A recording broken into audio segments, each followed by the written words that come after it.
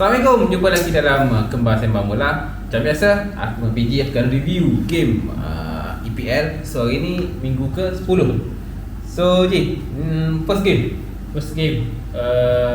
game pertama Manchester tentang Arsenal. Sebagai penyokong Arsenal, untuk game ni, kalau kita buka statistik untuk full game lah, memang Manchester punya game.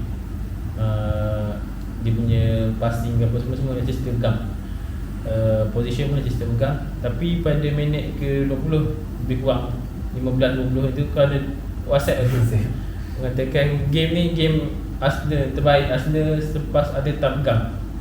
So aku nak tanya kau pendapat kau lah tentang teks tu berkenaan dengan game tu sendiri.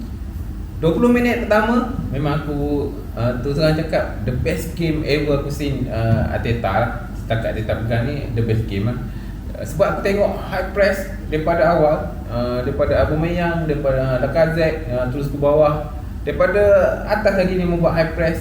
Dan defensive line sangat-sangat bagus, membuat 4-4-2 ketika defend.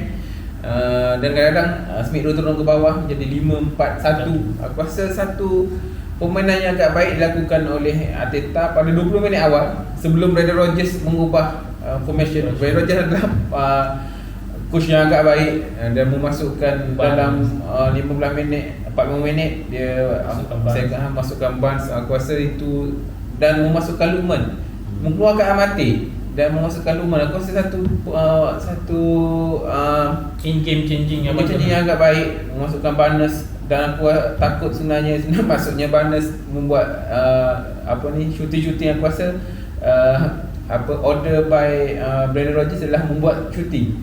Itu adalah kelebihan Barnes. Dan dia ada Tielemans membuat tim-tim yang shoot jauh semua. Aku rasa sangat-sangat risau. Tapi Tielemans membuat 2 gol sebelum ni, gol yang cantik sebelum game Arsenal. Aku rasa 20 minit awal adalah game Arsenal. Maybe Leicester settle down lambat dan Arsenal mengambil kelebihan tu dan membuat gol awal. Untuk Arteta, sekarang ni 9 game unbeaten. Baru ni menang lawan Leeds 2-0. Leeds tu aku nanya ada teks kau pasal aku nak tengok pemain muda. Salah. Pemain Arsenal pun ada salah. Dan pemain sangat bagus di FPL. Aku rasa dia akan masuk ke senior nanti. Cuma aku nak sentuh 9 game unbeaten berlaku selepas pembelian besar-besaran oleh Arsenal, paling tinggi untuk Premier League. Dan apa pandangan tentang pembelian boleh membantu Arteta takat ni. Dan aku nak sentuh juga pasal Ramsdale. Sebab kan sebelum ni banyakkan penyokong Arsenal sendiri cakap kenapa beli Ramsdale, dan Leno dah berperform okey. Tapi dalam game ni Ramsdale membuktikan lah dia dapat best player. Dan apa pandangan tentang pembelian Arsenal dalam membantu Arteta setakat ni? Aku sebenarnya ada terbaca satu tweet yang dilakukan oleh Peter Schmeichel, legenda Manchester United. Walaupun anak dia bermain untuk Leicester City, tapi dia buat satu tweet khas untuk Ramsdale. Dia kata the best save ever seen in a year dilakukan oleh Ramsdale. Itu masa Madison free kick Madison tu. Aku rasa komentator pun cakap the save save of the season.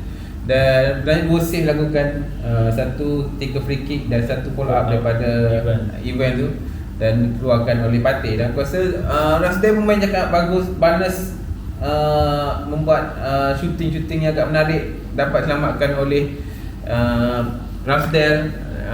Dan Tielemans sendiri, Ilhan Ancho, banyak shooting yang agak menarik lakukan oleh Leicester City sebenarnya. Tapi berjaya diselamatkan oleh Ramsdale. Dan aku rasa tak ada masalah untuk Ramsdale menggantikan Pickford untuk England. Aku rasa memang bagus. Dan Smith Rowe sendiri akan bermain untuk England. Itu aku rasa satu kepastian yang akan dilakukan oleh England. Apa-apa pun 3 mata yang berbaloi untuk Arteta, dan sekarang ni sama point dengan Manchester United. Tahniah untuk Arsenal. Sebenarnya aku nak sentuh satu lagi player yang aku rasa menarik ialah wingback, kedua wingback Arsenal. Tavares bermain cukup bagus ketika lawan Aston Villa. Bermain bagus juga ketika lawan Leicester City ni. Menjaga Castania tanpa Castania tak boleh nak buat apa. Tak boleh nak buat apa. Dan walaupun Tini lebih bagus lah bagi aku untuk crossing, aku rasa Tini lebih bagus. Tapi sistem Arteta dia lebih suka pada player yang bermain di half space seperti Tomiyasu.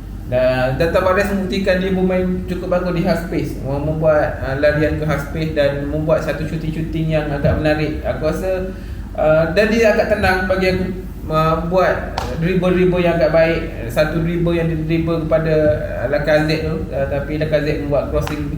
Aku rasa itu agak baik dilakukan oleh Tavares. Dan tiga mata yang aku rasa berbaloi untuk Arsenal untuk minggu ni.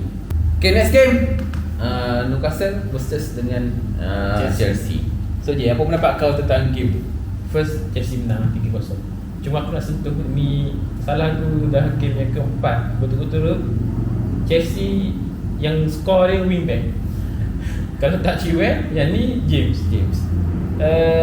Bagi aku Chelsea tahun ni dia punya squad depth dia terlalu besar. Dan walaupun tanpa striker, boleh katakan tanpa striker, walaupun di bahagian striker kurang, tapi di bahagian lain di midfield dan kita tengok kita tahu Lukaku still injured, Werner still injured, Mount perform memang agak bagus untuk last week, tapi ni tak berapa sihat. Tapi mesti boleh dapat menang 3-0. Kai Havertz, Ziyech menjadikan gol yang agak lawa tapi offside. Bagi aku squad depth dan ini banyak membantu Chelsea untuk tahun ni. Dan kita tengok Havertz, walaupun bagi aku dia dah main untuk jadi striker dalam beberapa game, walaupun belum menjadikan gol, tapi dia betul-betul membantu lah. Dan kita tengok wingback memang tak ada cakap apa lah. Kau tengok game gol wingback ni pun bukan gol jalan-jalan, gol dah macam striker punya gol. Kau tengok yang minggu ni James punya gol dua-dua half volley memang baik, memang satu rembatan yang bagus. So Tuchel ni memang bijak lah dalam menggunakan dia punya improve player dia untuk setiap position. Dan aku tak sangka tahun ni mungkin tahun Chelsea. Dan satu game yang agak bagus lah bagi aku. Dan aku nak tanya kau pula pasal Newcastle, interim punya coach. Pandangan kau tentang game ni di selepas pemecatan tu untuk game yang kedua? Aku tengok Jones ni dia lebih kepada defensif dan dia meletakkan 5 defend. Mungkin sebab lawan Chelsea tak tahu. Sebelum ni pun dia main 5. Dia memasukkan Kraft bahagian tengah. Dan aku rasa sebenarnya masalah dia di sebelah kiri. Aku rasa ketara Richie dan Fraser tak membantu Richie pun cloud aku tengok. Dan kalau aku tengok Jones James membuat gol pun daripada sebelah kiri Newcastle. Aku rasa itu masalah utama yang perlu ditekankan oleh Jones. Dan aku rasa Arsenal patut beli coach lah. Dan sekarang Newcastle dah kena beli coach baru lah. Walaupun aku tengok semakin banyak rumor-rumor, tapi aku rasa perlu pembelian, masukkan Fonseca terus ke tak tahu lah. Tapi aku rasa perlu dilakukan dengan secepat mungkin dilakukan oleh Newcastle. Dan aku rasa seperti aku cakap, aku rasa tahun ni Chelsea agak kuat. Dan aku puji Tuchel berjaya mengimprovekan player-player dia. Sebelum ni aku terus terang aku tak suka tengok Kovacic, dan sekarang aku rasa aku paling suka tengok Kovacic berbanding dengan Jorginho. Passing dia orang agak bagus, walaupun Kovacic tak main season minggu ni. Tapi aku rasa squad depth yang agak besar yang dimiliki oleh Tuchel, dan aku rasa memang deserve untuk dia orang menang minggu ni. Game seterusnya, game Liverpool lawan Brighton. Musuh ketat dulu, of course. Musuh ketat Arsenal. Lepas menang agak selesa di Old Trafford minggu lepas dengan 5-0, which is aku tak rasa tunggu. Minggu ni Liverpool gagal mengambil 3 poin walaupun leading 2-0, comeback daripada Brighton 2-1. So apa kau rasa game ni, adakah Liverpool main tak bagus ataupun Brighton yang main agak bagus dalam game? Aku rasa kedua-duanya. Graham Potter pun membuat satu formation baru yang agak baik daripada 3-5-2 kepada 4-2-3-1, tanpa Mopé, tanpa Gross. Bukan injured tapi tidak dimainkan, memasukkan menaikkan Trossard ke nombor 9 dan Gross digantikan oleh Mwepu. Dan Mwepu bermain agak baik, dan aku rasa kekurangan Liverpool adalah ketika selepas kehilangannya Keita digantikan oleh Alexander Chamberlain. Tapi walaupun Alexander punya membuat satu assist yang agak baik dan Mane menyedahkannya, dan aku rasa sekali lagi bolos daripada arah Alexander Arnold. Aku rasa satu masalah besar, sebab Arnold selalu dia lebih kepada attacking dan menyebabkan bahagian defensif dia. Gol kedua Brighton, satu passing yang agak baik daripada Sanchez kepada Cucurella, dan yang aku rasa turning point ni adalah passing Cucurella yang menyebabkan break the defensive, yang menyebabkan 3 versus 2. Dan aku rasa itu adalah kelebihan untuk Brighton. Dan Lallana buat passing kepada Trossard membuat dribble yang baik kepada Robertson dan satu penyedahan yang baik. Ni game ketiga Liverpool betul-betul gagal menang dengan Brighton. November seri sama dan Februari kalah 0-1. Aku rasa Brighton bermain agak baik dan Graham Potter agak cerdik dalam formation, aku rasa. Satu comeback yang bagus dan satu poin yang berbalik untuk Brighton. Let's get it. Man City versus Palace. Satu result yang mengejutkan, 2-0. Aku rasa semua tidak menyangkakan kekalahan Man City terhadap Palace. Dan apa pandangan kau tentang game ni? Bagi aku turning point ialah dua benda lah. Turning point yang pertama, gol awal daripada Zaha, dan aku rasa gol tu pun bola slow lah tapi dapat gol. Lepas tu obviously selepas Laporte ni red card dan mengejutkan mengeluarkan De Bruyne untuk masukkan defense Stones. So walaupun kita tengok City stay pegang game, tapi satu kekalahan lah untuk Pep. Dan Pep sendiri mengakui sebelum game, dia masa press conference dia cakap lah yang Crystal Palace ni satu tim yang agak kuat, dan dia tengok masa lawan dengan Arsenal, dan dia kata dan ni terbukti lah dalam game tu yang Crystal Palace memang kata tim yang agak kuat.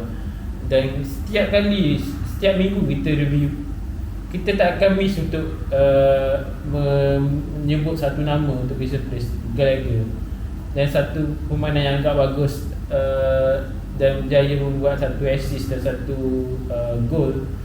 Dan aku rasa untuk gol pertama dia assist. Dia buat satu high press kepada Laporte juga buat salah, dan dia buat passing kepada Zaha.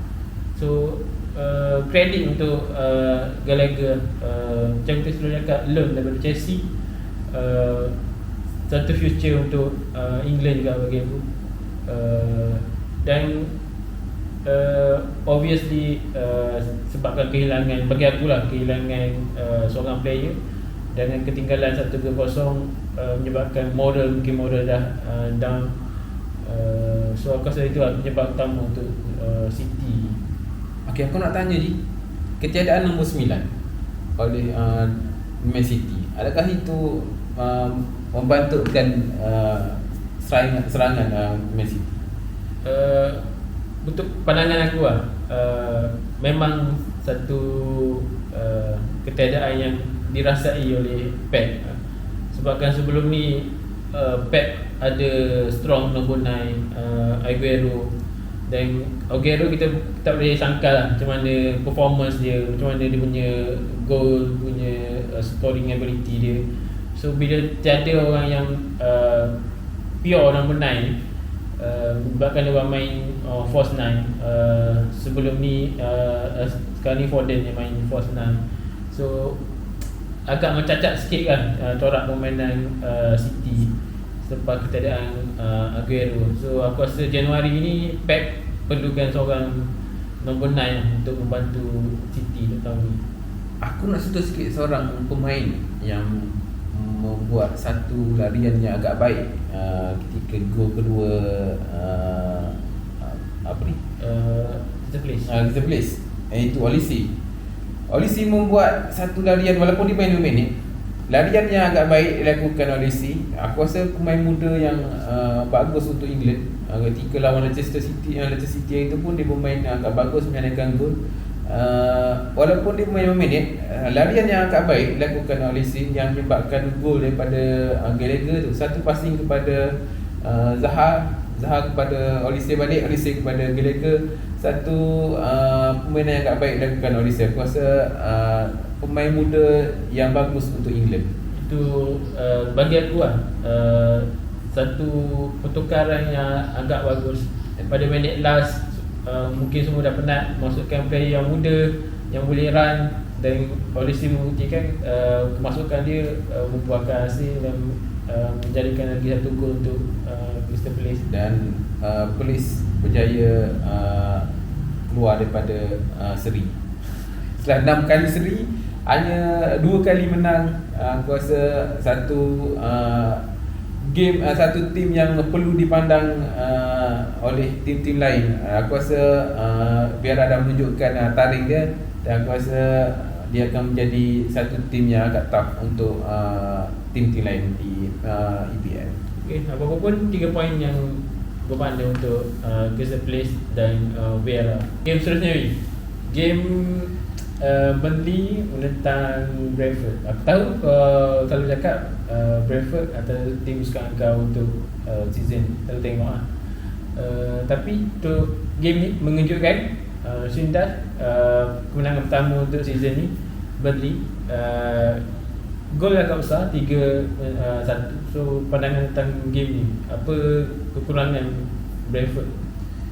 Aku sebenarnya terus-terang aku letak Tony sebagai dalam aku punya fantasi, sebab aku rasa Brentford akan bangkit dalam game ni sebab menentang Burnley. Tapi satu permainan yang mengejutkan, bermain di Turf Moor, Burnley mengambil kelebihan tu untuk menang 3-1. Sebenarnya Brentford bermain tanpa pemain star dia orang, terutamanya Raya, keeper dia orang, dan Christopher Ayer dan Jenner. Tetapi bagi aku tiada masalah. Bahagian tengah ada Jensen. Aku rasa Sindai membuat satu formation yang agak baik, memasukkan Cornet. Dan Cornet De Leon, macam kau tahu, dia bermain di left back. Apabila dia sebenarnya dia bermain sebelum dia bermain striker, kemudian bermain wing back, bermain winger, dan Rudi Garcia letak dia main left back. Tetapi di Burnley sekali lagi dia bermain striker, dan aku rasa dia deserve untuk bermain striker. Dia menjadikan 4 gol untuk Burnley untuk season ni. Aku rasa satu pencapaian yang agak baik, dan aku rasa pembelian yang baik dilakukan oleh Sindas untuk kali ini. Apapun 3 poin bermakna untuk Sindas, dan Brentford aku rasa perlu lakukan sesuatu lah. Aku rasa masalah utama dia orang untuk gol, 2 gol. Aku rasa masalah dia dekat Pinnock. 2 gol. 1 gol daripada Lawton yang menjadikan tandukan. Pinnock tak buat pressure pun. Dia tak press untuk tanduk bola tu, dan free header dilakukan oleh Lawton. Lawton bermain bagus. Aku rasa Lawton membuat satu passing yang agak baik kepada untuk first goal. Burnley. Aku rasa Lawton antara player yang aku rasa sangat impress untuk aku untuk game kali ni. Okay Ji, next game Manchester United menentang Spurs. Setelah kalah 5-0 di tangan Liverpool, dia orang bangkit dengan 3-0 menentang Spurs. Apa pandangan kau tentang game? Sebelum tu aku nak refresh balik. Sebenarnya all out season lepas dah pernah berlaku. Bila press all out, tiba-tiba oleh perform agak bagus lah. Kali ni aku harap macam tu. Selepas push kekalahan yang agak teruk dengan Liverpool dan semua orang push untuk all out, sekarang ni dia dah perform agak bagus. Pertukaran formation yang agak bagus. Sekarang ni main dengan 3-5-2. Aku selalu cakap yang aku nak tengok Ronaldo berganding dengan Cavani. Kenapa dia tak buat macam tu? So kali ni doa aku termakbul, dia main. Dan satu gandingan yang aku rasa agak bagus. Dan aku tengok banyak dalam web bagi tahu yang membuang Nuno ialah Cavani dan Ronaldo. Kita tak boleh sangkal tentang pengalaman diorang. Umur walaupun kalau tambah dua orang tu lebih 70 tahun. Tapi yang kita tahu pengalaman diorang. Kalau tengok gol, kedua-dua gol Cavani dan Ronaldo tu memang satu persembahan yang agak bagus lah. Kita tengok itu memang pure nombor 9 punya finishing. Ronaldo half volley dan satu chip daripada Cavani. Dan gol ketiga aku tak sangka Rashford memang antara player yang aku boleh tahu itu yang aku nak tengok. Dan sekarang ni dia memang perform yang agak bagus. So 3 poin yang mampu mana untuk Manchester United. Cuma Ole still ada 2 game untuk membuktikan yang dia tak perlu keluar. Tapi kita juga nak sentuh pergunaan dengan Spurs. Aku rasa Spurs main yang agak teruk dalam game ni. Dan tak ada satu shoot pun target pun. Since 2013 So aku tak tahu apa percaturan, mungkin salah percaturan. Bagi aku forward Spurs antara yang terbaik kat EPL, tapi putus dengan midfield dia. So satu Nuno mungkin tak terlalu biasa dengan Spurs. So bagi aku Spurs memerlukan jurulatih coach yang lain untuk bangkit. Aku sebelum game ni memang aku tanya tentang game Manchester lawan Spurs. Aku cakap dia satu game yang agak menarik, akan bermain menarik sebab kedua-dua nak out. Siapa yang kalah, coach dia akan keluar. Itu yang aku kata. Kalau Spurs kalah, Nuno keluar. MU kalah, Ole akan keluar. Dan itu yang betul-betul berlaku apabila dia dibuang. Dan sekarang dah link dengan Conte. Dan aku rasa sebenarnya rugi juga bagi Manchester United tak dapat Conte. Tapi bagi aku Nuno terlalu bermain defend, sentiasa memasukkan skip dan Obier di bahagian tengah. Aku rasa itu yang menyekatkan antara tengah dan forward dia orang. Dan ketika minit berapa yang dia orang tu Nuno menukarkan, aku rasa antara best player ketika tu itu Mora dan memasukkan Bedouin. Ketika tu dia kena bu dengan penyokong Spurs. Dan ingat dia kata Nuno out, Levy out lah. Dan aku rasa Nuno gagal untuk Spurs untuk tahun ni. Dan aku rasa satu pemilihan yang bagus untuk memasukkan Conte menggantikan Nuno. Ya, apa pun bagi aku 3 poin yang abang mana untuk dan aku sebenarnya nak tengok kembali gandingan Son dan Kane tu dalam EPL. Aku rasa Conte akan berjaya membawa Spurs untuk menjadi antara contender untuk EPL tahun ni. Seterusnya Watford menentang Southampton. Kita tahu minggu lepas Ranieri mengejutkan Everton dengan 5 gol balas 2. Tapi untuk week ni gagal meraih sebarang mata lepas kalah 1-0 dengan Southampton. Kemenangan tentang game ni.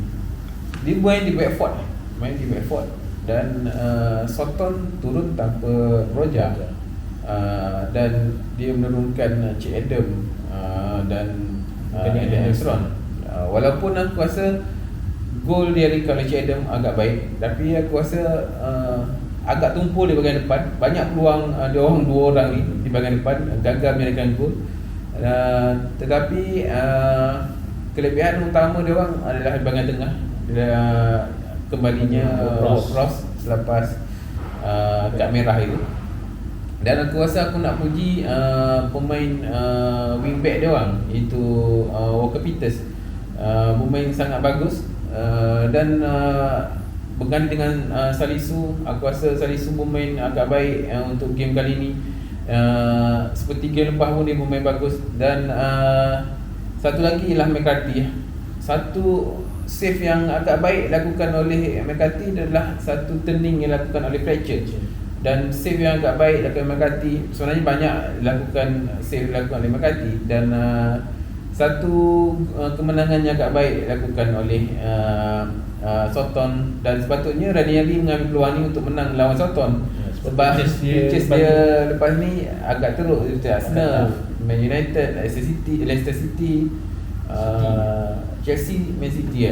Aku rasa sepatutnya Ranieri mengambil peluang ni, tapi Soton bermain bagus. Aku rasa kemenangan yang baik untuk Soton. Norwich menentang Leeds. Sebagai salah seorang yang suka tengok Leeds, pernah tentang game ni, dan kita tahu Leeds menang untuk game ni 2-1 lah. For aku sangat frust sebenarnya. Still pernah lagi tengok Bielsa punya formation untuk tim cari lagi. Dan dia membuat satu formation baru, itu 3-3-3-1, dan dengan menaikkan Skeleton dan Dallas ke bahagian tengah, dan meletakkan Harrison di bahagian depan, dan menurunkan Rodrigo di bahagian bawah, dan merehatkan Clich dan memasukkan James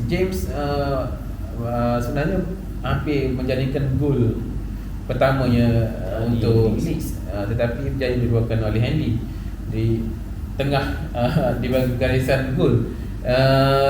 Tapi James berjaya membuat satu assist yang baik kepada Rafiha, dan Rafiha membuat satu larian yang agak baik dan menjadikan gol. Itu adalah kelebihan Rafiha bagi aku. Satu lagi adalah kembalinya Kevin Phillips di bahagian tengah, banyak membantu. Aku rasa satu kemenangan yang baik dilakukan oleh Bielsa, walaupun still mencari-cari, dan walaupun Norwich still mencari kemenangan pertamanya di EPL, dan kembalinya Raciska bermain untuk First 11. Aku rasa Bielsa berjaya mengambil peluang ni dan mendapat 3 mata di away adalah satu kelebihan yang baik. Mungkin Bielsa still mencari sebab ketiadaan Brentford. Ada salah satu sebab ketiadaan Brentford sehingga meletakkan Harrison di bahagian depan. Aku rasa satu, walaupun perlawanan yang agak tough bagi Bielsa, tapi berjaya dapat 3 poin untuk Leeds. Next game Dan Smith, kekalahan ke-6 Dan Smith untuk EPL kali ini, iaitu Villa versus West Ham. Satu lagi kemenangan dilakukan oleh Moyes. Apa pandangan kau tentang game hari ini? Sebelum tu bagi aku West Ham pergi ke Villa Park ni pun dengan moral yang agak tinggi selepas dapat menang dengan City midweek di Carabao Cup, dan sebelum tu minggu lepas dia menang dengan Spurs 1-0. Moral player West Ham sendiri agak tinggi, dan ke Aston Villa yang sekarang ni memang agak merudum, dan walaupun aku harap game ni fight, dan kita boleh tengok lah West Ham more dominant dalam game ni. Dan aku suka 4 yang kat depan West Ham daripada dulu. Memang aku suka tengok Antonio, Benrahma, O'Connor. Di bahagian bawah pun 2 defensive midfielder yang agak bagus, itu Declan Rice dengan Soucek, gandingan yang agak bagus. Dan kita boleh tengok pun Declan Rice jaya menjadikan gol. Tapi turning point still sebabkan red card lah. Walaupun sebelum tu dah 2 gol, tapi bila dah ada red card kita boleh nampak Aston Villa hilang tempuan dan Moyes berjaya mengambil peluang tu. Bagi aku kehilangan utama Villa adalah Douglas Luiz dan digantikan oleh Nakamba. Walaupun Nakamba bermain, aku rasa kurang bagus berbanding Douglas Luiz. Aku rasa satu kehilangan yang besar, dan untuk bertemu dengan Soton nanti next features, kehilangan Ponsa, Ings tak ada, Douglas Luiz, aku rasa satu perlawanan yang tough. Aku rasa untuk dan Budi ada Dan Smith dan Aston Villa dah buat call kepada Fonseca untuk tukar Dan Smith apabila dah Newcastle pilih Unai Emery. So Aston Villa call Fonseca untuk menggantikan Dan Smith, tapi tak tahu lagi macam mana dia punya deal. Kita tengok nanti. 6 kekalahan dan kekalahan yang aku rasa sebenarnya bagi aku Aston Villa punya player-player yang bagus. Ramsey hari tu injured pula. Ada Watkins. Aku rasa sepatutnya dia dapat result yang agak bagus untuk season kali ni, tapi aku rasa kecewa sikit dengan Dan Smith untuk season ni lah. Season lepas dia agak bagus juga. So satu kemenangan yang baik untuk Moyes mendapat top 4 sekarang, dan aku rasa akan menjadi satu tim yang agak tough untuk EPL untuk tahun ini. Last game Wolves tentang Everton. Kita tahu Everton ini kekalahan kali ketiga ke betul Benitez. Sebelum tu seri dengan MU. Lepas tu kalah dengan West Ham. Lepas tu kalah lagi yang memalukan 5-2, dan ni sekali lagi kalah tentang gol. Pandangan tentang game ni, side Everton yang kurang memuaskan ataupun Bruno yang aku rasa Rafael Benitez kurang baik untuk season ni. Dia kehilangan banyak player. Untuk game kali ni dia kehilangan Decore. Sebelum ni pun dia dah injured. Dan ini Decore digantikan oleh Kibamin. Aku rasa sangat teruk bermain malam, teruk tak setanding Decore. Dan kehilangan ini menyebabkan Godfrey bermain sebelah kiri dan Holgate bermain tengah, dan itu yang menyebabkan gol daripada Jimenez pastinya agak teruk pada Pickford. Aku rasa satu kehilangan yang agak besar di bahagian tengah Decore. Walaupun Richarlison bermain, tapi gagal menjadikan gol. Gandingan dia dan Gray di bahagian atas kurang menjadi untuk kali ini. Gordon dan Rondon direhatkan, selepas itu dimasukkan. Tapi aku rasa satu kehilangan yang besar di bahagian tengah untuk Everton.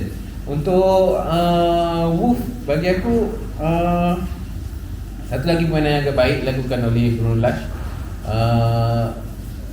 Jimenez berjaya menjadikan gol, walaupun ada satu peluang dia tak jadi gol tanduk tu. Dan aku rasa satu kemenangan yang agak baik dilakukan oleh Bruno Lage untuk kali ini.